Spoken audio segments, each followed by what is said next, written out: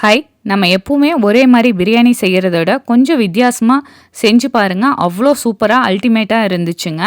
Biryani lovers கண்டிப்பா இந்த மாரி ட்ரை பண்ணி பாருங்க. ஒரு குக்கர் வச்சுட்டு நான் எண்ணெய் 1 ஸ்பூனும், நெய் 2 ஸ்பூனும் ஆட் பண்ணிட்டு பிரியாணி ஸ்பைசஸ் போட்டு தாளிச்சுட்டேங்க. பெரிய சைஸ் வெங்காயம் 2, தக்காளி 2 நல்லா வதக்கி விடுங்க. எண்ணெய் பிரிஞ்சு வர அளவுக்கு. வதங்கினதுக்கப்புறம் நம்ம அரைச்சி வச்ச பேஸ்ட் ஆட் பண்ணிக்கலாங்க. நான் அரைக்கிறதுக்கு வந்து சின்ன வெங்காயம் ஒரு 10, பூண்டு, இஞ்சி, புதினா, கொத்தமல்லி வந்து ஒரு கைப்பிடி அளவு ஆட் பண்ணி நல்லா அரைச்சிட்டு ஆட் பண்ணியிருக்கேங்க. நல்லா எண்ணெய் பிரிஞ்சு வந்ததுக்கப்புறம் மசாலா ஆட் பண்ணிக்கலாம்.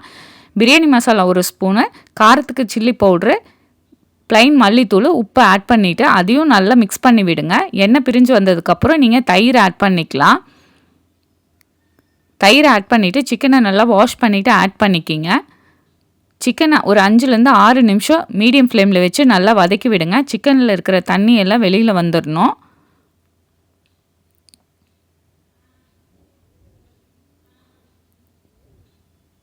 நான் சீரக சம்பா அரிசியை வந்து 1/2 அன் ஹவர் ஊற வச்சுட்டு தண்ணி நல்லா ட்ரை பண்ணிவிட்டு ஆட் பண்ணுறேங்க.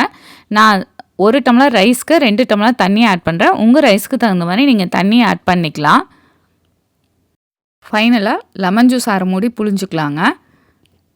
அரிசி வந்து நல்லா பாதி வெந்ததுக்கப்புறம் நம்ம லிட்டை போடலாங்க. ஃபைனலாக 1 ஸ்பூன் நான் நெய் ஊற்றியிருக்கேன். இப்போ லிட்டை போட்டு ஒரு விசில் விட்டு எடுங்க. சூப்பரான நம்மளோட சிக்கன் பிரியாணி ரெடி. ஃபைனலாக கொத்தமல்லியில் ஆட் பண்ணி சர்வ் பண்ணிக்கலாங்க. இது ஆனியன் ரைத்தாவோட சர்வ் பண்ணுங்கள். அவ்வளோ சூப்பராக இருக்கும். கண்டிப்பாக இந்த சிம்பிளான சூப்பரான பிரியாணியை ட்ரை பண்ணி பார்த்துட்டு கமெண்ட் பண்ணுங்கள். தேங்க்யூ.